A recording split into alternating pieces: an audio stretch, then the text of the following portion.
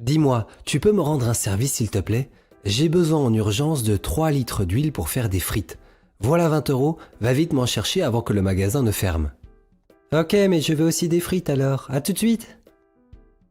3 litres? 3 litres.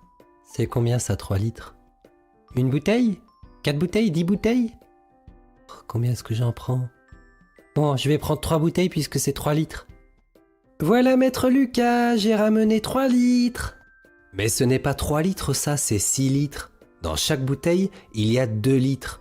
Bon, ce n'est pas grave, j'en aurai pour une autre fois. Oh là là, mais je ne sais pas moi, je n'ai jamais appris les litres.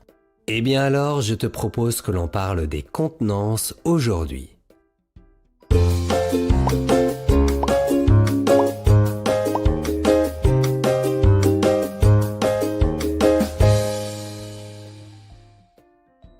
La contenance, c'est le volume occupé par un liquide. Plus on a de liquide, et plus il occupe de l'espace. Pour mesurer la contenance, on utilise le litre que l'on écrit juste avec un L majuscule. C'est l'unité de mesure de la contenance. Un litre, c'est souvent le volume d'une brique de lait et d'une bouteille d'eau pas trop grande. J'ai ramené 3 bouteilles, donc je devrais avoir 3 litres. Toutes les bouteilles ne font pas 1 litre chacune. Il faut regarder sur l'étiquette. Si c'est écrit 1 avec un L majuscule, ça veut dire 1 litre. Et sur la tienne, c'est écrit 2L, donc 2 litres. En tout cas, retiens que l'unité de mesure des contenances, c'est le litre, cette brique de lait. Mais on a aussi besoin de mesurer des contenances plus grandes et plus petites que le litre. Alors on utilise d'autres unités de mesure. Par exemple, si on veut mesurer des contenances 10 fois plus grandes que le litre, on utilise le décalitre. Décalitre comme dans décamètre? Oui, on va rajouter déca pour dire 10 fois plus grand. Bon, par contre, on peut utiliser le décamètre souvent, mais on n'utilise pas le décalitre. Mais je te le donne quand même, car on en aura besoin pour convertir.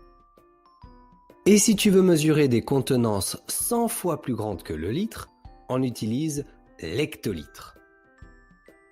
Et le kilolitre alors, comme le kilomètre?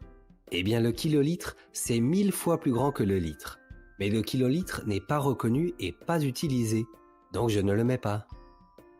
Ça, c'était pour les grandes contenances. Maintenant, si je veux des contenances plus petites, j'utilise d'autres unités. Et pour celles 10 fois plus petites, j'utilise le décilitre. Si c'est 100 fois plus petit, on utilise le centilitre.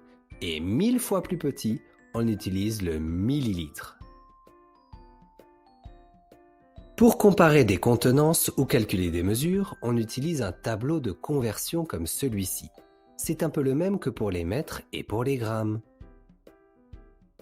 Mais avant de convertir, j'ai une question pour toi derrière ton écran. Pour mesurer la contenance d'un camion de lait, j'utilise quelle unité à ton avis? Mais pose si tu as besoin. Eh bien, c'était l'hectolitre. Et pour mesurer la contenance d'une seringue,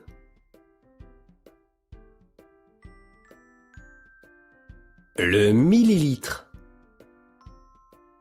Et une canette,